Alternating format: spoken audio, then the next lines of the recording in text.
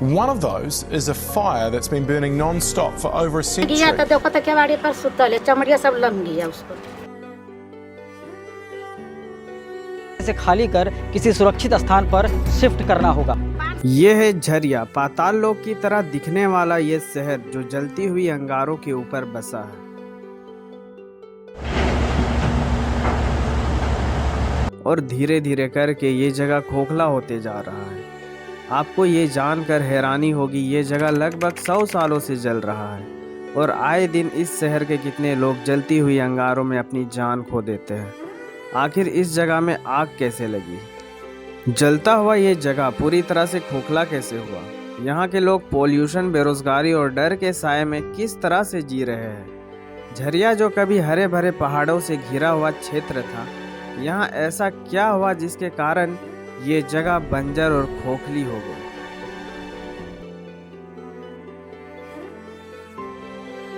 तो जोहार दोस्तों, स्वागत है आप सभी का हमारे YouTube channel the trails of Jharkhand में। तो चलिए आज की इस वीडियो में हम जानते हैं द बर्निंग सिटी झरिया की कहानी। झरिया भारत के पूर्वी राज्य झारखंड के धनबाद जिले में स्थित है। देखा जाए तो झरिया एक कोयला बेल्ट है, यानी यहाँ पर इतना ज़्यादा कोयला है कि पूरे देश को कोयला प्रोवाइड करता है।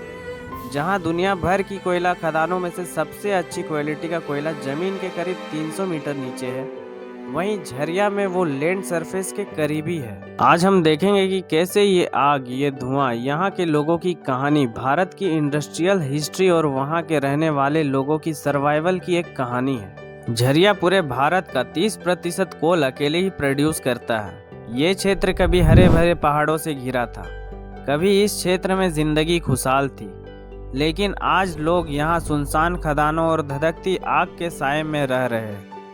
एक तरफ जमीन धंसने का खतरा, वहीं दूसरी ओर धधकते कोयले से होता प्रदूषण लोगों की जान ले रहा है। झरिया भारत के सबसे बड़े और पुराने कोल फील्ड्स में से एक है। यहाँ के कोयले में इतनी आग है कि यहाँ का काला सोना यानी कोयला भारत की एनर्जी की ज़रूरतों का एक बड़ा हिस्सा पूरा करता है। 100 सालों से जल रहा है माइंस के कारण ये शहर कभी शांति से नहीं रहता है। यहाँ के हर कोने, हर गली और हर बस्ती में आग लगती रहती है। झरिया देखा जाए तो पूरी तरह से खोखला होते जा रहा है और यहाँ पर बने लोगों का घर आए दिन इस खोखली धरती में समा जाती है। तो चलिए जानते हैं आखिर यहाँ आग लगी कैसे। तो ये कहानी शुरू होती है 1894 के आखिरी दिनों में, जब अंग्रेजों को पता चला कि झरिया में कोयले का भंडार है, तो अंग्रेजों ने यहाँ के खेतों और जंगलों को अपने कब्जे में कर लिया और यहाँ से कोल की माइनिंग करने लगे।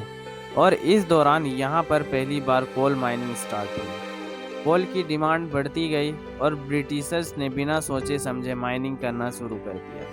1916 में यहाँ के कुछ माइंस में आग लग गई और ये आग आज तक जल रही है। इस आग के कारण लगभग 17 मिलियन टन कोयला बर्बाद हो चुका है। धरती के नीचे जलता हुआ ये कार्बन और मीथेन की वजह से लगातार ऑक्सीजन के साथ रिएक्ट कर रहा है और इसको रोकना लगभग नामुमकिन हो चुका है। सोचिए एक ऐसे शहर में रहना जहां आपके घर के नीचे आग लगी हुई है और आपको कभी भी जमीन धंसने का डर लगा रहता है।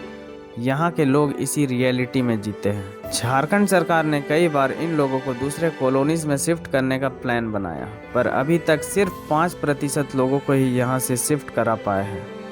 रोजगार ना होने के कारण यहाँ के लोकल लोग यहाँ आकर बचे कुचे कोयले को चुनते हैं और उसे बेचकर अपनी रोजी रोटी चलाते हैं। अगर हम बात करें वहाँ के लोकल्स का, तो उनका कहना है रहने वाले एरियाज के युवा बेरोजगारी से जूझ रहे हैं। वहाँ के लोगों का कहना है हमारी जमीन से निकाले गए कोयले से सरकार करोड़ों अरबों कमाती है, लेकिन फिर भी लड़कों के पास कोई भी नौकरी नहीं है। ये सोचने वाली बात है। वहाँ के महिलाएं और छोटे छोटे बच्चे भी उस कोयले खदान में काम करते हैं और उनके खेतों के बिल्कुल आसपास लगभग 400 फीट गहरी खाई खोदी गई है। अगर वो लोग उनके घरों के चारों तरफ ऐसे ही खुदाई करते रहेंगे तो वो अपने घर में ही सेफ नहीं रहेंगे और अभी भी नहीं है। उनका कहना है वो हमेशा डर में जीते हैं कि घर में रह नहीं पाते हैं, बहुत कठिनाई होती है रहने में। सिर्फ वहाँ के लोग बेरोजगारी से परेशान नहीं हैं, कोल माइन से निकलती गैसेस से भी उन्हें बहुत सारी गंभीर बीमारियाँ होती हैं। जमीन से निकलते धुएं के साथ कार्बन मोनोऑक्साइड, आर्सेनिक और सल्फर डाइऑक्साइड जैसे जहरीले गैसेस हवा में फैल रही है, जिसकी वजह से झरिया और उसके आसपास के इलाकों में ट्यूबरक्यूलोसिस यानी टीबी और एस्बेस्टोसिस, ये एक ऑक्यूपेशनल लंग डिजीज है जो डस्ट शरीर के अंदर में चले जाने से होती है और लंग्स को रिस्ट्रिक्ट कर देती है। और वीजिंग, सांस लेते वक्त हाई पिच्ड सीटी जैसी आवाज़ निकालने के केसेस काफ़ी बढ़ गया है। पेशेंट्स जो रेसेस और स्किन एलर्जीज की कंप्लेन करते हैं, जब ओपन कास्ट माइनिंग किया जाता है तब जमीन में गड्ढा कोड़ के कोल निकालने के लिए डायनामाइट और गन पाउडर का यूज़ करके एक्सप्लोजन किया जाता है। इससे होता यही है, डस्ट और टॉक्सिन्स दूर तक फैल जाते हैं जो वहाँ के लोगों की हेल्थ पर बहुत बुरा असर डालते हैं। हेल्थ हजार्ड्स के बावजूद वहाँ के रहने वाले लोगों को प्रोटेक्ट करने के लिए कोई प्रिवेंटिव फैसिलिटी नहीं है, जबकि ये लोग कोल के जरिए गवर्नमेंट के लिए रेवेन्यू जनरेट करने में मदद करते हैं। उनकी हेल्थ को सेफ गार्ड करने के लिए कुछ स्पेशल इनिशिएटिव होना चाहिए, जो कि नहीं है। Jharia coal mine 450 square kilometre के एरिया में फैला हुआ है और लगभग 5 लाख लोगों की जिंदगी इस रीजन पर निर्भर है। कई जगह पर जमीन के सिर्फ कुछ ही मीटर नीचे कोल 700 डिग्री सेल्सियस तक के टेम्परेचर पर जलता रहता है, जो कि इसे बुझाने के सभी इंसानी कोशिशों को नाकाम बना देता है। और वहाँ के लोगों के मन में सिर्फ डर है, अगर वो सोते भी है तो उन्हें लगता है सुबह उठ पाएंगे या नहीं। सभी लोगों पे खतरा हर समय रहता है और यह बहुत दुख की बात है, कभी भी कुछ भी हो सकता है। मैं तो वीडियो के माध्यम से आप लोगों को बता रहा हूँ, लेकिन वहाँ के लोग इतने सालों से रह रहे हैं तो आप लोग समझ सकते हैं वो लोग किस तरह से रह रहे होंगे। झरिया की एक और पहलू है यहाँ के लोगों का इकोनॉमी और रोजगार के बारे में। कोल माइनिंग यहाँ का मेजर ऑक्यूपेशन है, लेकिन आयरनी ये है कि जिस कोल इंडस्ट्री ने यहाँ के लोगों को काम दिया है वहीं उनके लिए सबसे बड़ा खतरा भी है। कई बार यहाँ के लोगों को माइनिंग जॉब्स का लाभ दिया गया है, लेकिन इसके बदले में इन्हें इस आग के साथ जीने का दाम चुकाना पड़ता है। सरकार ने झरिया के लोगों को रीलोकेट करने के लिए प्लान्स भी बनाए और 2008 में Jharia rehabilitation and development authority का फॉर्मेशन भी हुआ, पर उसके बावजूद झरिया के लोग वहीं के वहीं रह गए। रीलोकेशन कॉलोनीज या तो इनकम्प्लीट है या उसमें बसने के लिए ज़रूरी बेसिक फैसिलिटीज़ की कमी है। इस वजह से भी लोग अपनी ज़मीन नहीं छोड़ना चाहते हैं, क्योंकि बेरोज़गारी भी हमारे देश का एक सबसे बड़ा प्रॉब्लम है जिससे जूझ रहे हमारे लाखों करोड़ों युवा। अगर ये दूसरी जगह जाएंगे भी रहने के लिए तो सरकार इन्हें रीलोकेट करके कम कर देगी। ये आग सिर्फ यहाँ के लोगों का नहीं बल्कि पूरे ग्लोबल इन्वायरमेंट का एक बड़ा खतरा है। कोल से निकलता हुआ ये धुआं पॉल्यूशन एटमॉस्फेयर को खराब कर रहा है, ग्रीन हाउसेस गैसेस का कॉन्सेंट्रेशन बढ़ा रहा है। यहाँ से निकलता टॉक्सिक गैसेस और कार्बन डाइऑक्साइड और ग्लोबल वार्मिंग का एक मेजर कंट्रीब्यूटर है। यहाँ सिर्फ ग्लोबल वार्मिंग या हेल्थ प्रॉब्लम्स ही नहीं, यहाँ एक और बड़ा प्रॉब्लम है, वो है इनलीगल माइनिंग के वजह से अंडरग्राउंड फायर्स और भी ज़्यादा अग्रेसिव होकर फैल रहे हैं।